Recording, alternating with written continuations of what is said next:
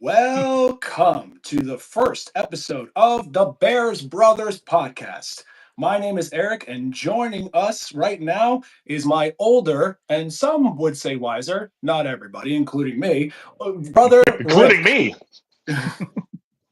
We are lifelong Bears fans of your beloved Chicago Bears, and our hope is to provide you with some entertainment and laughs as we discuss things like family, the happenings in the great city of Chicago, and of course, the The fans' perspective, Bears. a fan's perspective of, do it again, The Bears. there it is. As they are poised to start the 2025 season with a new coaching staff led by head coach Ben Johnson, formerly the offensive coordinator of the Detroit Lions. This podcast is going to be a bit different than others in podcast land. Being a Bears fan is about the passion we have for the orange and blue, but we also aim to make this year a whole lot of fun as well. So, like as I said, joining me is my older brother, Rick. He is the one and only Rick Smith, even though I'm pretty sure he's on a Facebook group called My Name is Rick Smith, and there's about 4,500 members. What do you think? Yeah, that sounds about right. Sounds a very Bears introduction there. The timing was a little all off. There was an aggrandizement of it that just doesn't lead up to what it really is going to be in the end. Hey, we'll figure it out just like the offense will figure it out too. Rick, I'm very excited for today, especially because not only is this our first ever podcast together as we are live across social media platforms, but tonight we actually get to see some Bears football as they take on the Buffalo Bills tonight, 8 p.m. Eastern, 7 p.m. Central. And we actually get to see the starters for the first time this season. Who are you most excited about seeing today, Rick? I think it's everyone's most excited to see what Caleb Williams is going to do this year. There's a big talk around here that I've been seeing is how quickly he's going to be able to get rid of the ball. Is he going to make decisions quickly? My bar is so low. I just want to see some first downs. Like in the first couple drives, a couple of first downs, maybe get a field goal would be so amazing. But just don't go 3 and out every time you get the ball and then get a fluke first down at a penalty and then pull the starters. That would be so disappointing. So I really want to see Caleb Williams. I want to see him make quick decisions. I want to see him matriculate the ball, at least a couple of first downs down the field, look confident, look good, not hang his head. I think that's the most exciting thing I'm ready to see. Yeah, and I'm ready to see some competency with the Bears offense where there's no false start penalties or delay of games. Or having to call a timeout because they didn't get the play in quick enough, and we're trying to figure that out. Yeah. Yeah, absolutely. I'm also excited to see like a couple things. Obviously, Caleb Williams and what he's going to do. I think we might have a new number one wide receiver coming out of training camp. You talk about Luther? No, I'm talking about Rome Odunze. Oh yeah. I figured. Yeah, that was the one I figured was already going to be in the mix. Yeah, Right. definitely. Even though DJ Moore got the big contract extension, I think Rome is actually going to be somebody that Caleb definitely looks out for. He was actually targeted over 100 times last year. Yeah, he's kind of almost. I'd hasten to say he's the deep threat, but he's the big body down the sideline. You know, that's not a thing that DJ Moore can do. He's not going to box out the other 6'4" corner. You know, that's Rome's job. So that is going to be interesting to see if he can step up and take that job to the next level and not be just a rookie trying to figure it out. Yeah, DJ Moore is more like a Tyreek Hill, right? Somebody that can get an open space and make a possession catch and then hopefully break it out for some more yards, but just make sure that the chains get moved. Yeah, I don't know what to call him because he's not really a slot wide receiver. That's not what he is, but he's not your deep threat. He's not your jump up and get the ball kind of guy. Right. He's somehow always going to create separation in space where he's going to be somebody you could throw the ball to. Right, absolutely. And not only is this going on tonight with the Buffalo Bills and the Bears playing, but I bet there's a lot of other things going on in Chicago, Rick. You live out there right now as I live out here in the Northeast. What's going on in Chicago that people might want to look for, man? Well, right now it's the air and water show, which means there's just constantly planes breaking the sound barrier above our heads and shaking their houses up, and a lot of tourists down in that area. Although it takes place a little further north than Soldier Field. Hey, buddy, you had to come say hi, didn't you? Can't just leave well enough alone. Who's that behind you? That's Albie, very curious cat. It doesn't matter what room I go into, he has to come follow me. I love it. I love it. Welcome to the show, bud. But no, the air show it didn't fly over Wrigley Field, and apparently like scared the entire like stadium, including the players. There was a video of everyone going like, "What?" Yeah, because I don't recall that ever happening before. But usually the Cubs are out of town during the Air and Water Show, which has made this weekend incredibly busy. And I work downtown, and so yesterday, even getting home was something of a zoo. Let's say it was a lot of trying to figure things out and squeezing in with a bunch of people. Yeah. I hello Adele, how you doing over there? But I actually was playing some baseball this morning with my son, 7 years Hmm. old. He said, "You want to play catch?" I said, "Yeah." He goes, "So let's play backyard baseball, where Sure. you hit the ball and you go grab it and you're out if you don't get the first base." But it ended with a little bit of an injury, a little bit of an accident there. Yeah. To So I you, was or no to my son actually. I was at bat, and it's just like a plastic ball, plastic bat. But he hit a pitch, it hit the ground, and he went to go get it, but it bounced right up and it got him right in the nose. And well, there was a little bit of tears, a little bit of a freak out, you yeah. know. And that's when my wife goes, "See, this is why I hate all balls." She goes, "I don't care if it's any kind of big ball, small ball, the balls that are attached to you. I don't care. It all causes problems." Trying so hard not to make so many jokes, keeping them all in. You are Oh, okay. literally turning purple right now. That was tough. I think my wife made a pretty good one. Oh yeah. But anyway, so with that going on, I also want to see with tonight's with the preseason game, I want to see who's going to start at left tackle. There's been a Yeah. lot of news. What have Yeah. you been hearing? Uh, yeah. They've been hearing that they wish that Braxton Jones would step up and take it, and he's just not. And the Canadian Eagle might be now the starting offensive tackle. Which is Theo so Bennett. surprising because was he even drafted or was he a signed free agent? I'm not sure. I don't remember. But yeah, he's kind of come out of nowhere. But everyone keeps thinking like those should be a shoe in for Braxton Jones. He should just step up and take it. There's some things going on. It's not happening. There's a disconnect somewhere. And I don't know if it's his inability to communicate with the new interior offensive lineman or if he's just lost a step or isn't quite up to snuff coming out of the summer break. There's a lot of theories and not a lot of answers. Right. Yeah. And you would think that being the person that was the starting left tackle, I know that he had a bit of an injury during the offseason and he's trying to recover Sure. from And that might that. be part of it too. Yeah. Right. But, it is the most important position on the offensive line. It's literally Hmm. protecting Caleb Williams' blind side as he's looking to the right. He has no idea what's happening over here. Well, I think he So, got pretty good at looking around for it last year, though. So, he was yeah, pretty much running like a chicken with his head cut off for most of the year as he was just yeah. getting hit left and right, left and right. So Now, don't hopefully get me he ends. wrong. Some of that was on him. I mean, holding the ball that long and not making that quick decision. Again, something we're looking for tonight. I'm not saying that it was all the offensive line, but it's a combination of both those things. And I think anything we could do to make him feel a little more comfortable that he can just focus on making the downfield decision rather than focusing on what's coming at him. Yeah, exactly. What we want to see is we want to see progressions. We want to Hmm. see him actually be able to sit in the pocket, read the defense, see what's going on, and actually make a really good professional quarterback play. But I guarantee you this, it's going to happen this preseason game. He's going to have a wide receiver open down the field, and he's just going to get too excited and overthrow him. But not overthrow him where anybody else gets it. Nobody will be able to get it. But Yeah. he will have that, and he will have that a couple times during the season as well. And when it does, I beg of Bears fans, don't get too frustrated right away. He is figuring out a brand new offense. Hopefully, this is the last offense that he needs to figure out for the next 3, 4, 5 years. But, we've had this situation before where a new offense comes in and now the entire team has to figure out something else. We've had a huge history of that, right, Rick? Yeah, rinse, repeat, rinse, repeat, rinse, repeat. Bring in quarterback, doesn't gel with the new coach coordinator. Bring in new coach coordinator, doesn't work again. Fire coach coordinator, draft new quarterback. Start. It's been. I mean, I think Greeny went off on this in ESPN one time, and it was an amazing takedown of it. That just was like, we need this consistency.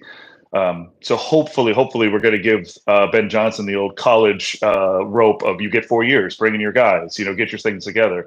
And I think the good thing that we saw in preseason game one was we saw Tyson Bagent making those decisions. We saw him going through progressions. So is this something that Ben Johnson is drilling into his quarterbacks? Is Caleb also picking up on this? And it's not like it's not being done at Soldier Field. So can it be done by our number one guy? Right, and that's definitely something that is going to be on all eyes are going to be on Caleb Williams and Ben Johnson and the offense. But I also think that there's a new defense here now in Chicagoland.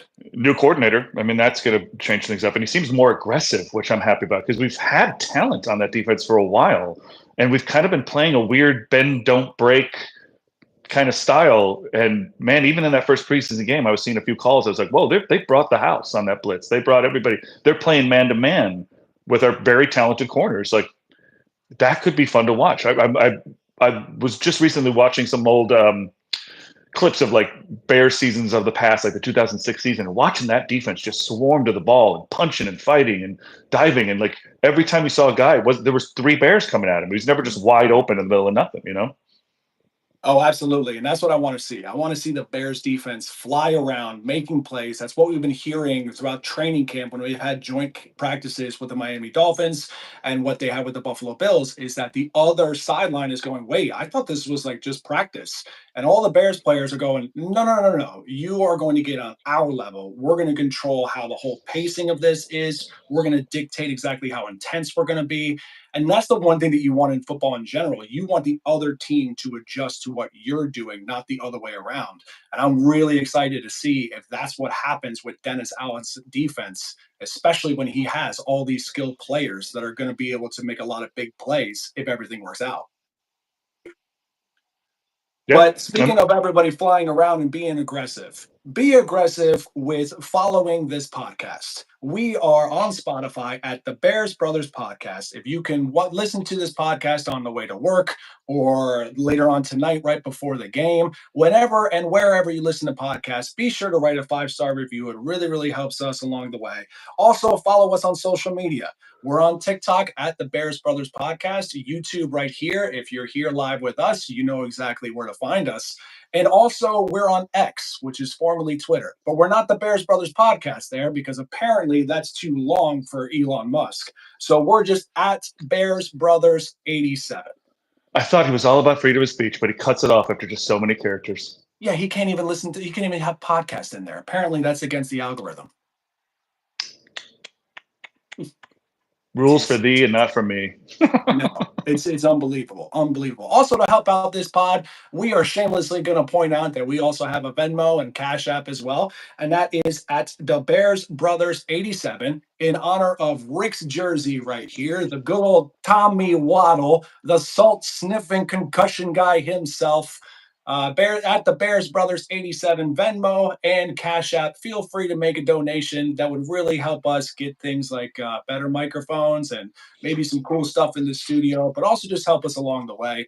That would be really, really great. Rick, regular season is in 2 weeks.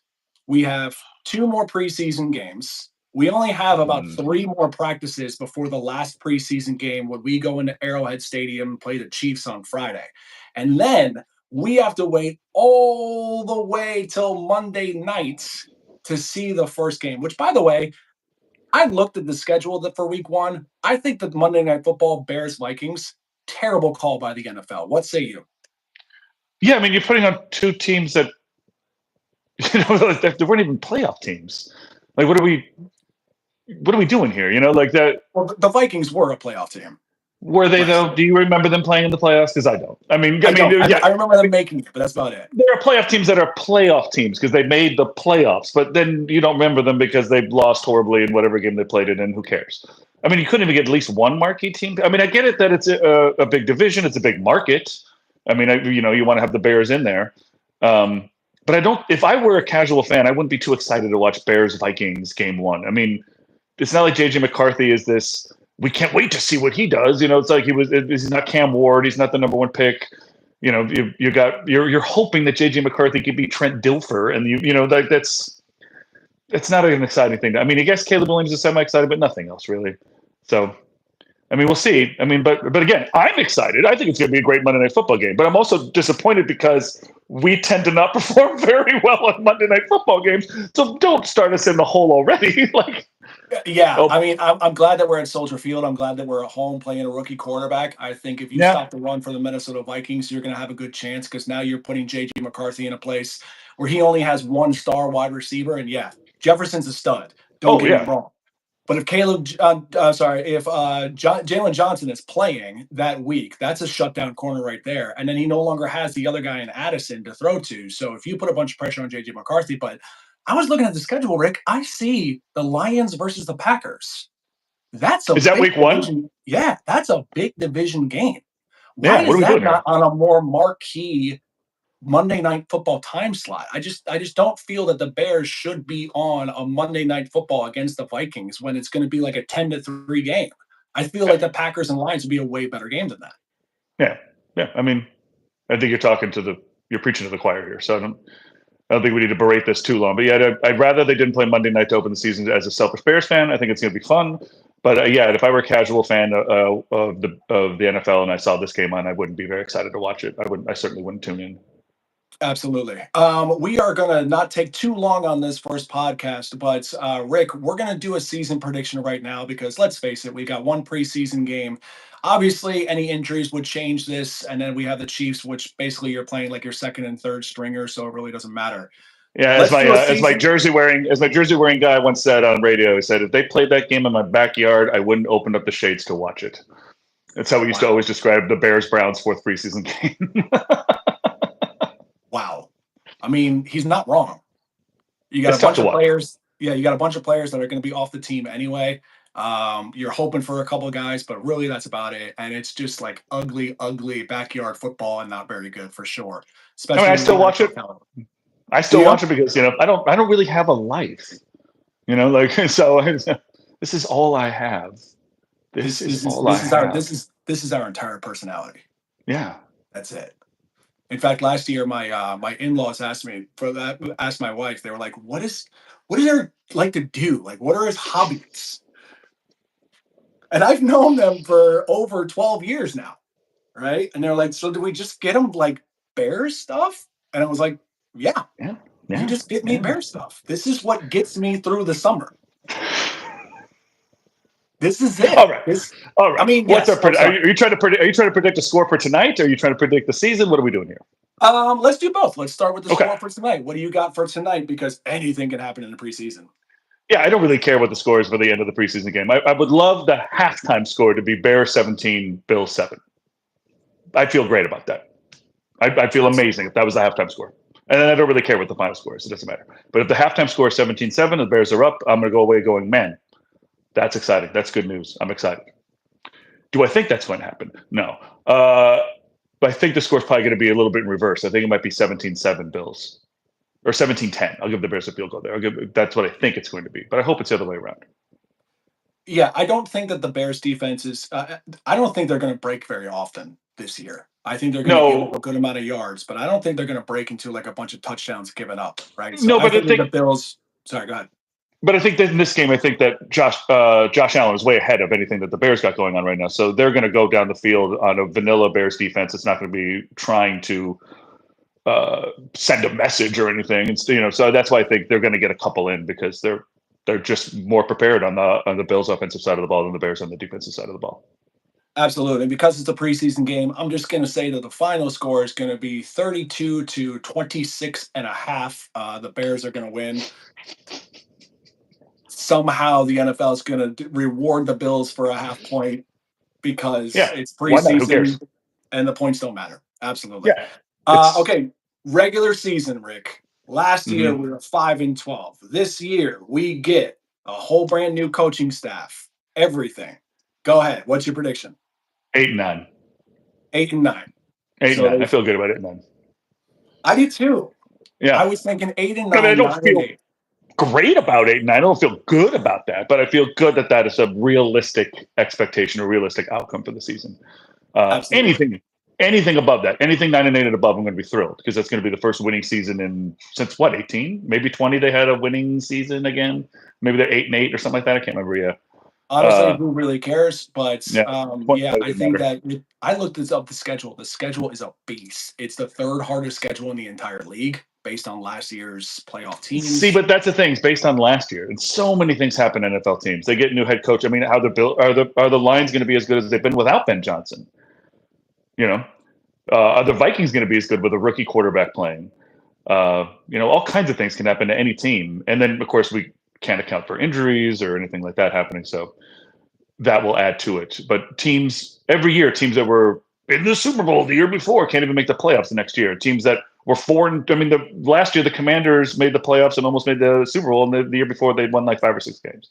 So yeah, we have the hardest schedule, and that means nothing until about a couple of weeks in when we see how these teams actually are playing.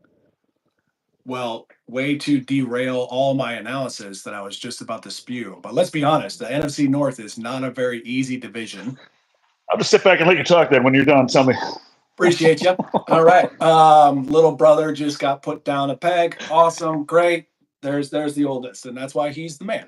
But no, they have the toughest division in the NFC, Yeah. right? You can say the NFC East, but you still have the Cowboys and you still have the Giants, right? Oh, the They Giants, yeah. also they also play the toughest division in right now, the AFC North. And again, you can say what you want about the Steelers, but they always have a good coaching staff. They're always right there around 500 or better.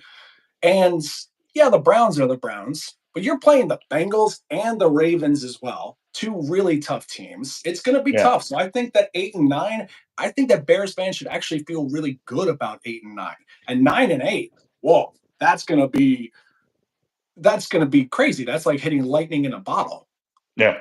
But I also think that 8 and 9 will not be where we get killed like 3 or 4 games. I think 8 and 9 will No. be because we had a bad bounce here or there and something like crazy happens. But I don't think it's going to be a lack of discipline from the coaching and eventually a lack of discipline from the players and really executing.